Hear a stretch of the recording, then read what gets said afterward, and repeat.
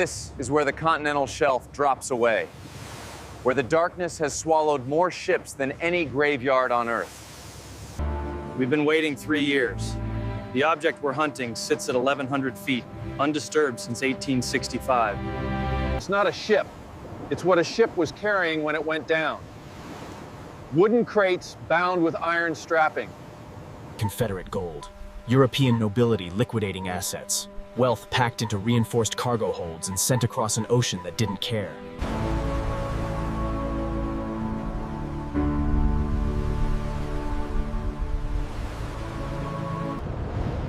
No survivors. No witnesses. Something symmetrical, something man-made, something that didn't belong. We found it in April, confirmed it in June. 72 hours. That's our window before the next front moves through. 3 years of waiting reduced to 3 days. The ROV goes over the side first, Argus, painted safety orange. 2,000 pounds of steel and electronics into gray-green Atlantic water. The tether unspools behind it. Power and fiber optics. It looks fragile. It isn't. 400 feet, sunlight gone.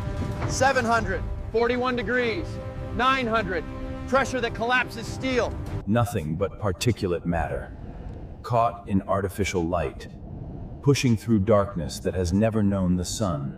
8 of us, 2 ROV pilots, a marine archaeologist, a structural engineer, a salvage coordinator, a medic. The captain. And me.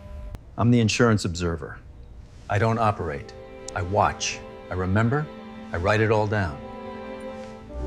At 1,000 feet, the seabed comes into view. Not sand, silt, fine as flour, undisturbed for centuries. The wreckage isn't visible at first. Just shapes, shadows. Then the lights catch something angular. Sea whips grow from the wreckage. A hagfish moves through frame. Everything down here exists in millimeters per day. Then the lights catch metal. Not iron. Iron corrodes. This is different. Gold doesn't tarnish in salt water. It doesn't oxidize. It just waits, patient as stone, until someone comes looking. The first crate is visible now. Wooden slats, mostly gone. But the iron banding still holds its shape. It's a tiara, bent, twisted, but the stones are still there. Diamonds, emeralds, rubies. Next, lies planet. Betting to physical and one and no. Why ends my sky thing? The salvage coordinator calculates weight. The engineer plans the lift. The archaeologist documents. The captain watches the weather. A low-pressure system forming off the Carolina coast. We have time, but not much. 4 hours, the ROV surveys the site, mapping, identifying, counting. 19 visible containers, at least another dozen buried deeper. Total value is speculation. Insurance documents from 1865 list 400,000 pounds sterling, 90 million in modern currency. But that's if the jewelry survived. If the settings haven't corroded, if the stones haven't fractured, if we can recover them without damage. Night falls. But down there, night and day mean nothing. The work continues under lights that turn the water into a theater. The pilots rotate every 3 hours, prevent fatigue errors. The archaeologist hasn't left the monitor since we made contact. She's creating a digital map, overlaying video with sonar, building a 3-dimensional model of the wreckage.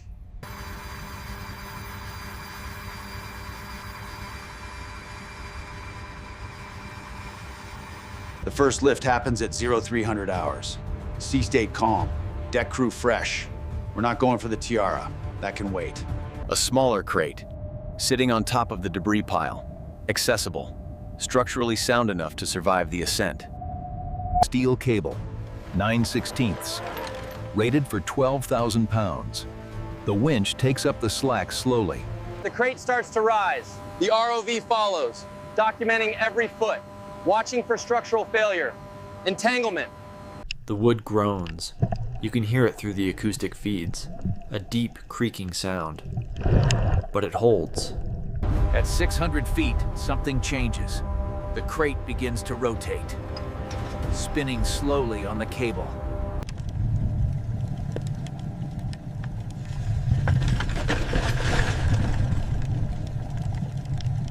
crew watches in silence, afraid that centrifugal force will tear the weakened wood apart.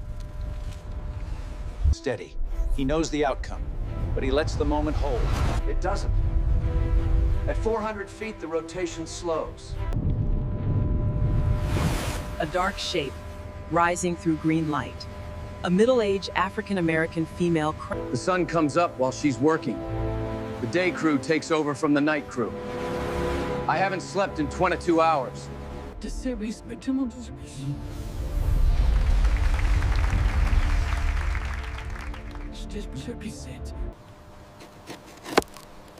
The archaeologist uses a small pry bar.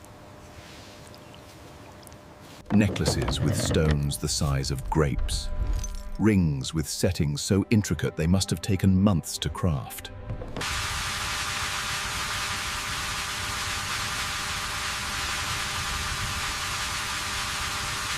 Some items still have maker's marks. Some have initials engraved on the back. Personal touches. These were worn by people. They marked anniversaries, weddings, inheritances, symbols of power and love and status, then liquidated to buy cannons and gunpowder. The weight of that transition. From love to war. From ballroom to ocean floor. Then they went to the bottom of the ocean and waited. We spend the rest of the day bringing up 3 more crates, each one different, each one variations on the same theme.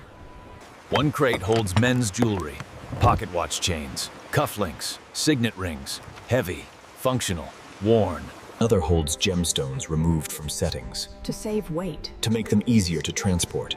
The velvet bags disintegrated long ago. By the second day, we've established a rhythm. The ROV identifies and rigs, the winch brings up, the deck crew secures. The tiara comes up on the 3rd lift of the 2nd day, in its own crate, packed with what was probably cotton or silk. The setting is platinum and gold. The stones are large enough to have names and histories. Under the deck lights, cleaned of sediment. It looks like something from a museum display. It is something from a museum display, or it will be. 17 crates located, 11 brought up. Each takes 3 to 6 hours. The math says we won't get them all. 2 more lifts. Then we pull the ROV and head for port. The sea state is still manageable, but it's degrading. By midnight, this deck will be dangerous. We have time for 2 more. The 17th crate is the largest we've attempted, double the size. Buried deeper, requires excavation with water jets. The process takes 5 hours. When the crate finally breaks free from the seafloor, it brings up a cloud of silt.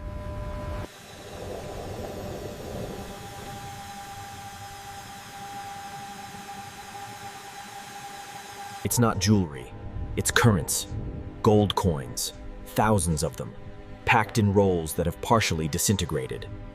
The crate must weigh close to 1,000 pounds. The cable is rated for it, but barely. The ascent takes longer. The winch working at half speed. Prevent shock loading. At 800 feet, one of the wooden slats gives way. Coins spill out, falling back toward the bottom in a glittering stream.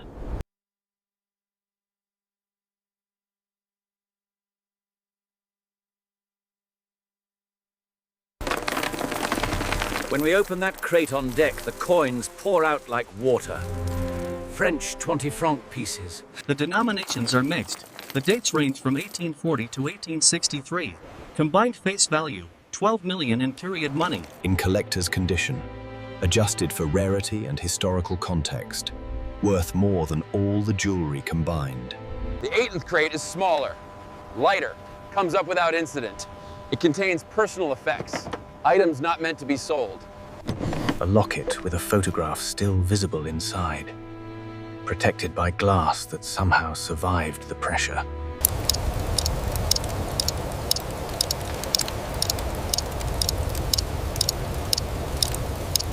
A wedding ring, set with a single small diamond, simple and elegant. The kind of thing someone wore every day.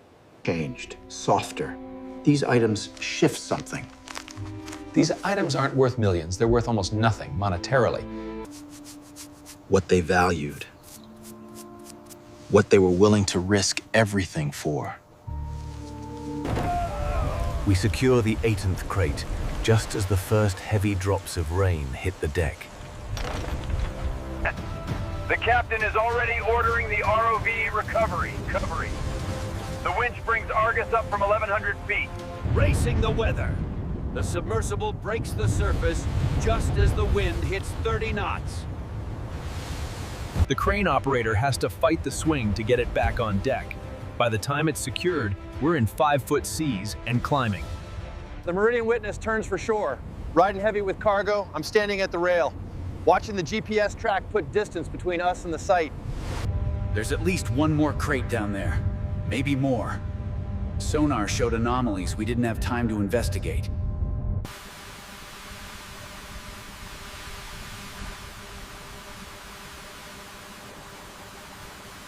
The transit back to Norfolk takes 18 hours. The cargo is secured in the main hold, separated, documented, chain of custody forms. Each piece will follow these forms through conservation, authentication, distribution. The legal team is already preparing presentations. The insurance company is calculating payouts. The archaeologist is writing the preliminary report. I'm writing this.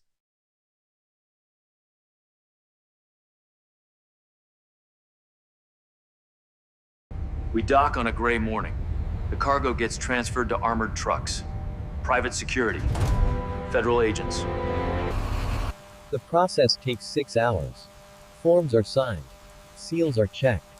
Cameras record everything. The tiara goes into a foam-lined case. That gets placed into a larger metal case. That gets locked inside a truck. Directly to a secure facility. It will sit in a vault until someone decides what to do with it. The crew disperses. The pilots return to their families. The archaeologist returns to her university. The engineer moves on to the next salvage. The captain signs off on the final documentation, transfers command to the next mission team. In a week, this ship will be doing something else.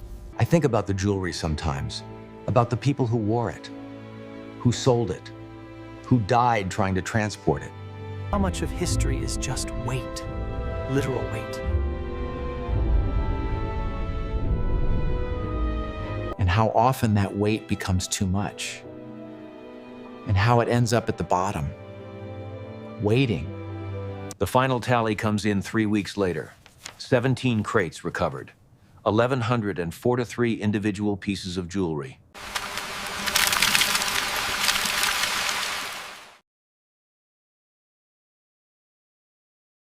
Total estimated value, $91.3 million, not accounting for fluctuations or challenges to the salvage claim. The insurance company pays out. The investors get their return. The African-American archaeologist publishes her findings. The museum that eventually acquires the tiara puts it on display. Placard reads, "Recovered from the..." On loan from private collection. Not owned by the public. Not returned to descendants. On loan. I keep a photograph on my desk. The moment when the first crate broke the surface. Water streaming off the iron bands.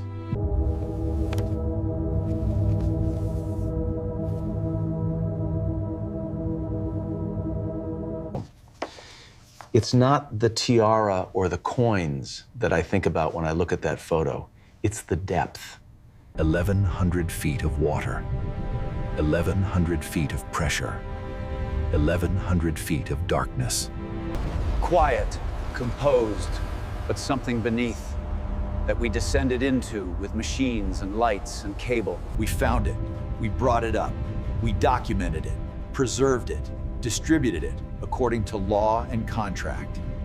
And now it sits in vaults and display cases, protected from the ocean that protected it for so long.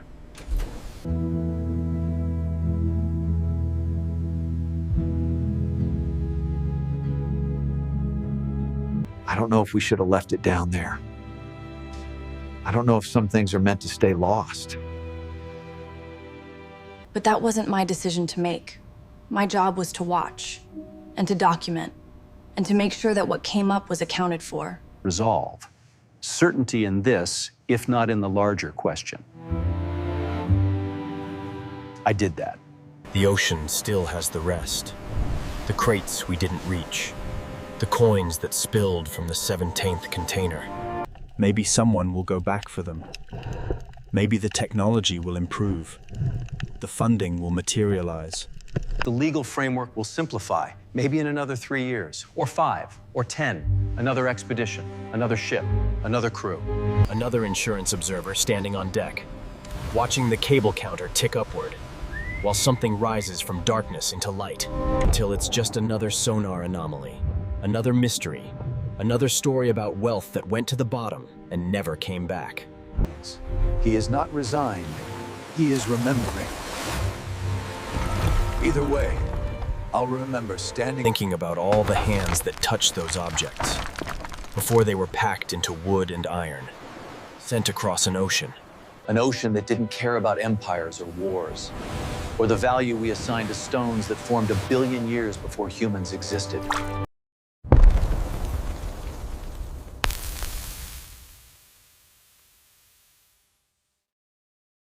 The ocean keeps everything. The ocean gives back nothing. Except when we bring machines and lights and cable and descend into crushing darkness and pull things up that were never meant to be found. We found $90 million worth of jewelry at the bottom of the Atlantic. We brought it up. We counted it. We preserved it. And now I'm standing on solid ground, far from the water, writing this account of what we did and what we found. And I still feel the deck moving under my feet, still hear the winch motor straining, still see that first flash of gold. He acknowledges it, the phantom motion, the memory that lives in the body. The mission is over. The cargo is secured. The reports are filed. But I'm still there, in my mind, standing on the aft deck, watching the cable disappear into dark water.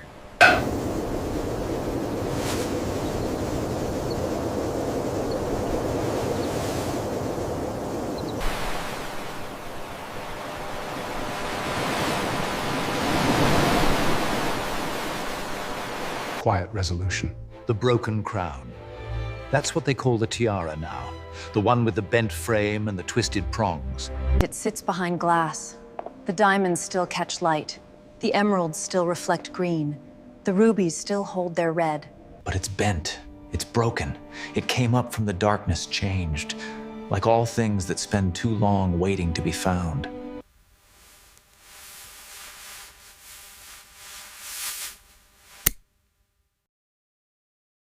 The locket with the photograph, the watch inscribed to James, the ring that someone wore every day.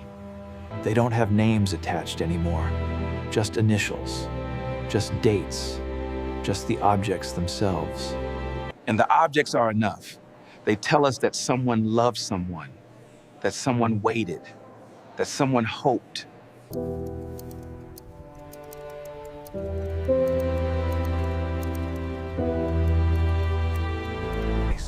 He has nothing left to prove. He is simply the witness. I think about Margaret sometimes. What she did after 18. Or whether it went into the crate with everything else. Sold.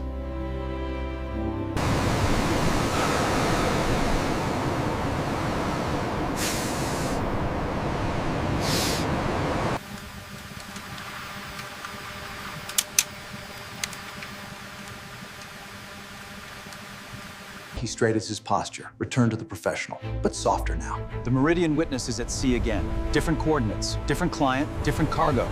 And I'm here, writing this, looking at the photograph, feeling the deck that isn't moving under my feet.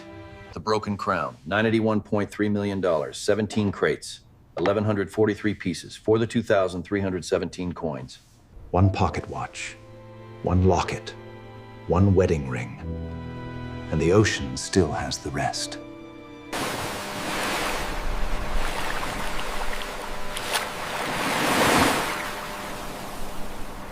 I said no. I said we document everything.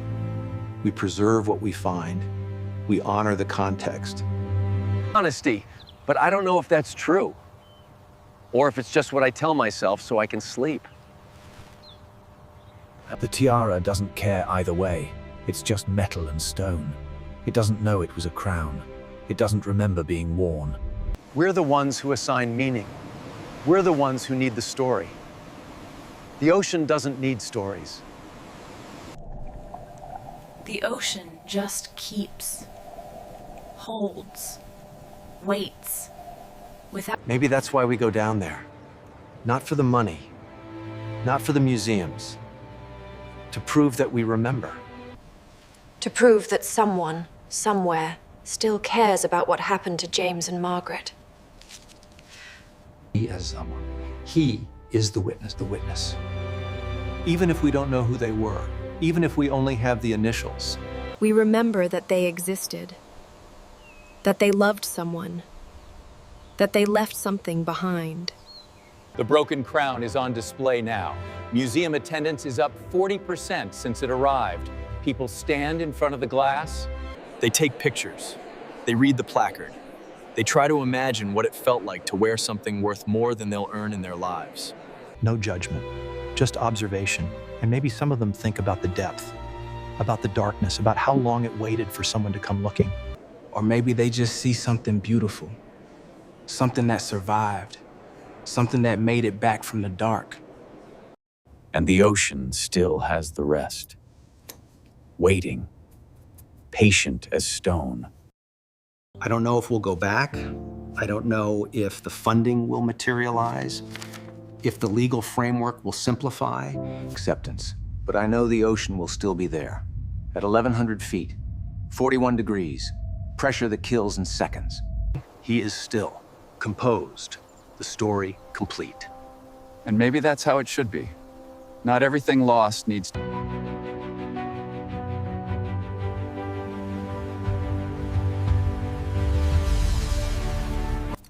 All of it now, part of the story, part of what we remember, part of what we'll pass on.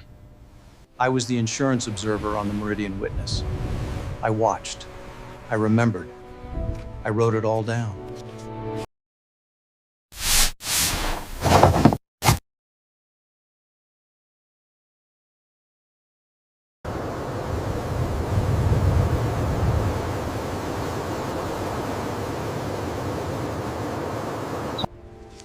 But I'm still there, in my mind, standing on the aft deck.